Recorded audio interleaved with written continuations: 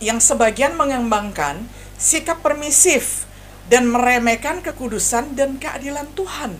Yang lainnya mengembangkan teror psikis yang melupakan rahmat dan kasih sayangnya. Bukankah sekarang kita melihat ada banyak ajaran yang mengatakan begini, saya hanya akan mengkhotbahkan tentang kasih dan surga saja, tidak akan pernah mengkhotbahkan tentang neraka dan penghakiman Allah. Ini namanya ekstrim kiri atau ekstrim kanan.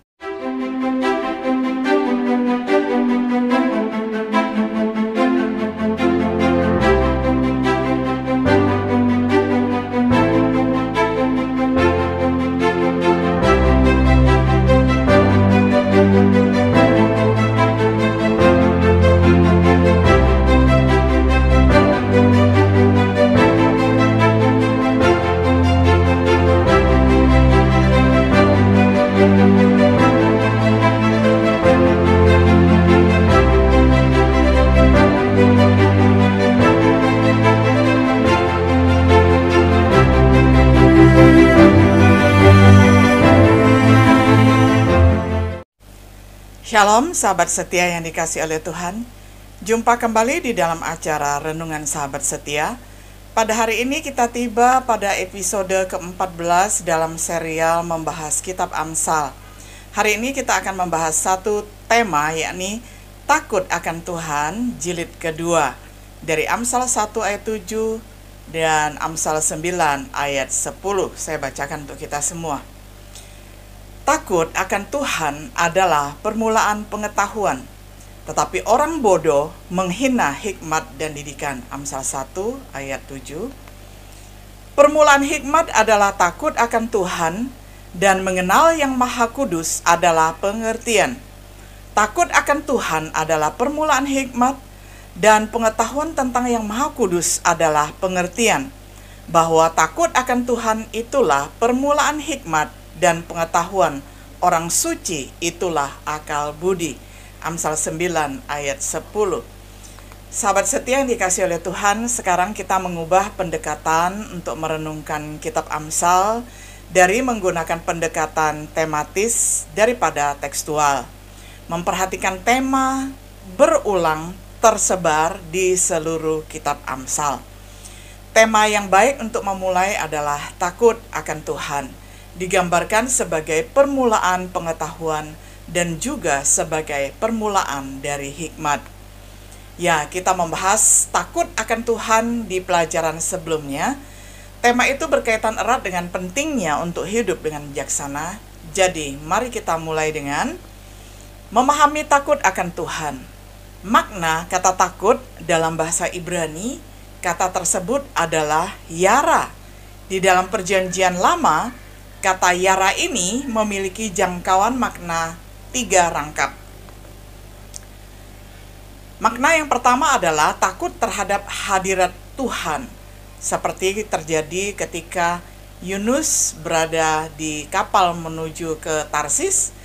Pada saat itu gelombang besar datang menghantam orang-orang yang ada di kapal, dan semua orang ketakutan karena mereka melihat bahwa Yunus ini berurusan dengan Tuhan, dan itu dikatakan takut terhadap hadirat Tuhan. Lalu makna yang kedua adalah berdiri dengan takjub di hadapan seorang raja atau pembesar atau presiden.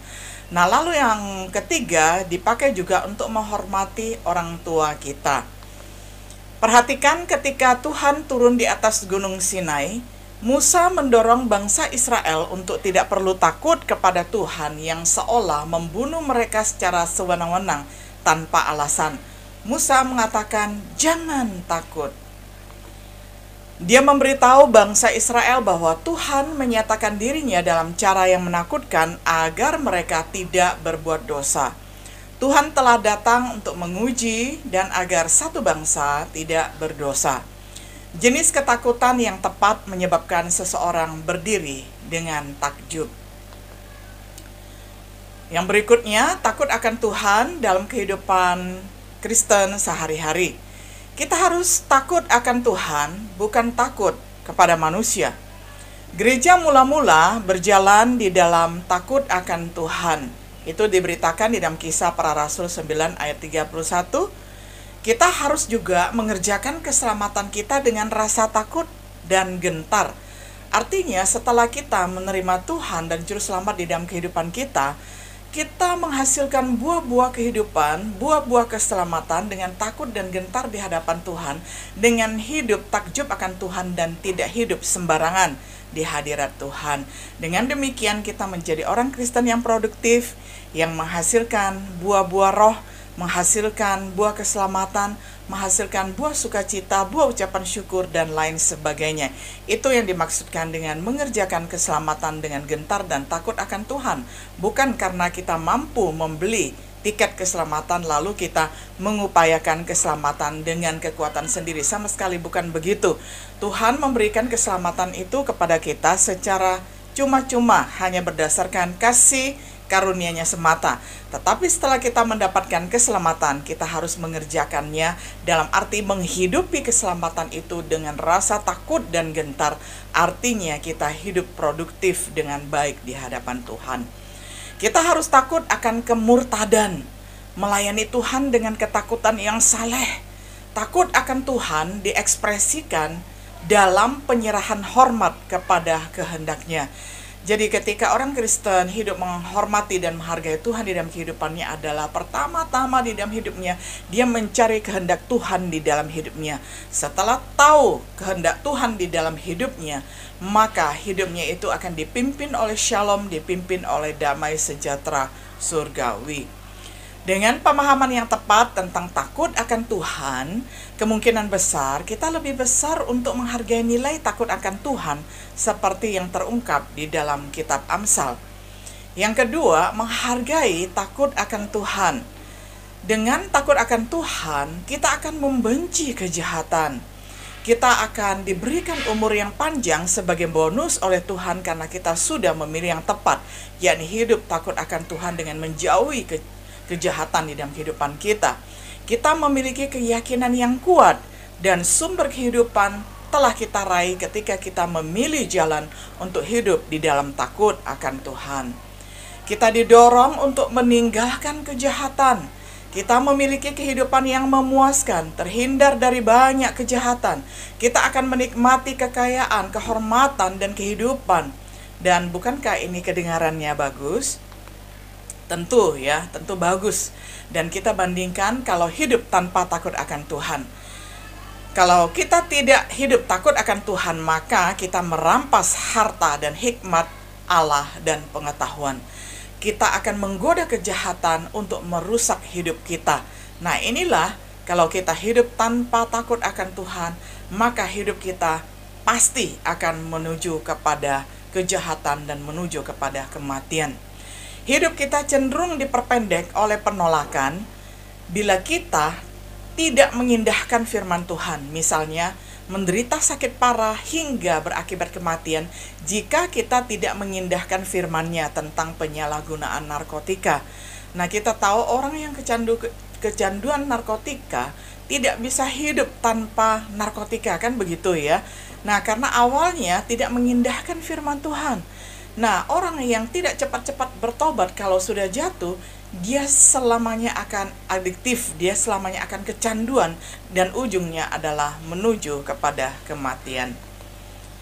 Kita tidak akan mengetahui kasih Tuhan yang memberikan jaminan dan keyakinan akan keselamatan jikalau kita tidak hidup di dalam takut akan Tuhan. Dan pada saat seseorang yang tidak takut akan Tuhan itu jatuh ke dalam dosa, orang itu tidak akan termotivasi untuk bertobat dan bangkit kembali dan berpaling kepada Tuhan. Dia tidak tahu kemana dia harus mencari Tuhan, karena dia tidak hidup takut akan Tuhan, sehingga ketika dia jatuh, maka selamanya akan tergeletak, tidak akan bangkit kembali. Lalu yang berikutnya, kalau tidak takut akan Tuhan, kita tidak akan termotivasi untuk benar-benar mengerjakan keselamatan kita sendiri. Kedengarannya mengerikan, bukan?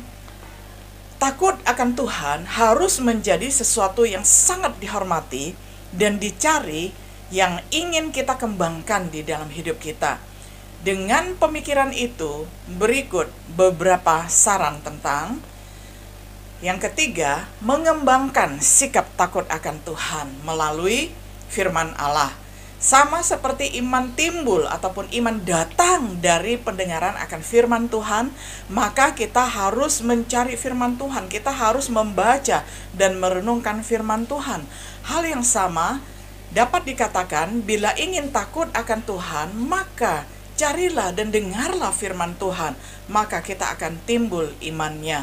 Bangsa Israel berkumpul setiap 7 tahun untuk membaca dan mendengarkan firman Tuhan bersama-sama. Jadi satu bangsa berkumpul bersama-sama, tujuannya hanya satu, yakni membaca dan mendengarkan firman Tuhan bersama-sama. Tujuannya agar mereka belajar takut akan Tuhan. Sebagai seseorang yang membaca firman Tuhan, mereka harus memiliki sikap yang sehat, yakni sikap yang takut akan Tuhan. Misalnya, perhatikan kata-kata Paulus, tetapi kemuliaan, kehormatan, dan damai sejahtera akan diperoleh semua orang yang berbuat baik, pertama-tama orang Yahudi dan juga orang Yunani. Sahabat setia yang dikasihi oleh Tuhan, setiap orang yang takut akan Tuhan, belajar firman Tuhan dan menerapkan firman Tuhan, dia akan berbuat baik kepada semua orang. Atau bagaimana dengan kata-kata Petrus? Jadi, jika segala sesuatu ini akan hancur secara demikian, yakni bumi dan langit akan berlalu, betapa suci dan salehnya kamu harus hidup. Rasul Petrus menasihatkan kepada jemaat yang digembalakannya dan juga untuk setiap diri kita yang mendengarkan firman Tuhan pada saat ini, kalau langit dan bumi saja akan berlalu, jadi betapa salehnya, betapa sucinya kita harus menjalankan kehidupan kekristenan kita. Apakah kita mengizinkan firman Tuhan menempati tempat terhormat, tempat yang prioritas, tempat yang paling utama di dalam kehidupan kita, di dalam takut akan Tuhan? Selanjutnya, kita perhatikan bahwa firman Tuhan digunakan untuk menjaga keseimbangan. Kehidupan kita takut akan Tuhan itu adalah untuk menjaga keseimbangan. Untuk menghindari ekstrim kiri atau ekstrim kanan, kita harus membaca firman Tuhan. Sebagian orang hanya mau membaca tentang kasih karunia Allah dan tidak mau takut akan Tuhan. Dan yang lainnya hanya membaca tentang penghakiman Tuhan dan tidak tahu apa-apa tentang kebaikannya yang penuh kasih. Ini namanya ekstrim kiri dan ekstrim kanan. Yang sebagian mengembangkan sikap permisif dan meremehkan kekudusan dan keadilan Tuhan. Yang lainnya mengembangkan teror psikis yang melupakan rahmat dan kasih sayangnya. Bukankah sekarang kita melihat ada banyak ajaran yang mengatakan begini, saya hanya akan mengkhotbahkan tentang kasih dan surga saja, tidak akan pernah mengkhotbahkan tentang neraka dan penghakiman Allah. Ini namanya ekstrim kiri atau ekstrim kanan, karena hanya mau melakukan yang satu dan tidak mau melakukan yang lain. Saudara, kalau kita perhatikan banyak sekali beredar ajaran yang seperti ini, ajaran universalism, humanism, ajaran liberalism. Mereka kompak mengkhotbahkan yang namanya surga dan kasih Allah. Mereka mengklaim tidak ada Allah, tidak ada neraka. Mereka mengklaim tidak ada penghakiman Allah. Jadi mereka hanya mengakui akan kasih Allah dan tersedia surga, bahkan setan pun nanti akan menempati surga. Bukankah ini adalah ajaran yang sesat? Oleh karena itulah, maka kita harus rajin-rajin untuk menikmati ajaran yang sehat. Kita harus mencerna, mengkunyah firman Tuhan. Oleh karena itu kita butuh waktu untuk membaca dan merenungkannya setiap hari, sehingga tidak mudah diombang-ambingkan oleh ajaran yang sesat yang sekarang ramai berkembang di mana-mana. Bahkan di dalam bagian-bagian yang disebutkan tadi, konteks masing-masing berbicara banyak tentang anugerah dan pengampunan Tuhan bagi mereka yang mau bertobat. Kita harus berhati-hati dalam menggunakan firman-Nya, tetapi kita tetap harus menggunakannya, karena tidak ada pedoman lain yang lebih baik daripada Alkitab untuk menuntun kehidupan kita yang mendatangkan keselamatan, shalom, dan sentosa. Sahabat setia yang dikasihi oleh Tuhan, sebagai kesimpulan, jika kita ingin benar-benar bijak, marilah kita mulai dengan takut akan Tuhan, memahami, menghargai, dan mengembangkannya di dalam hidup kita sebagai anak-anak Tuhan. Selama beberapa waktu jemaat di seluruh Yudea, Galilea, dan Samaria berada dalam keadaan damai, jemaat itu dibangun dan hidup dalam takut akan Tuhan. Jumlahnya makin bertambah besar oleh pertolongan dan penghiburan Roh Kudus. Kisah Rasul 9 ayat 31. Sahabat setia yang dikasihi oleh Tuhan, jikalau kita ingin hidup kita seperti jemaat mula-mula yang setiap hari bertambah di dalam jumlah maupun bertambah di dalam kualitas iman mereka, yakni takut akan Tuhan, maka mau tidak mau kita harus setiap hari membaca firman Tuhan, merenungkannya, dan berjanji melakukannya. Dengan demikian, maka hidup takut akan Tuhan tidak akan berlalu dari kehidupan kita, sehingga hidup kita benar-benar memperkenankan Tuhan dan seperti yang Tuhan kehendaki. Sahabat setia yang dikasihi oleh Tuhan, tetap semangat dan shalom.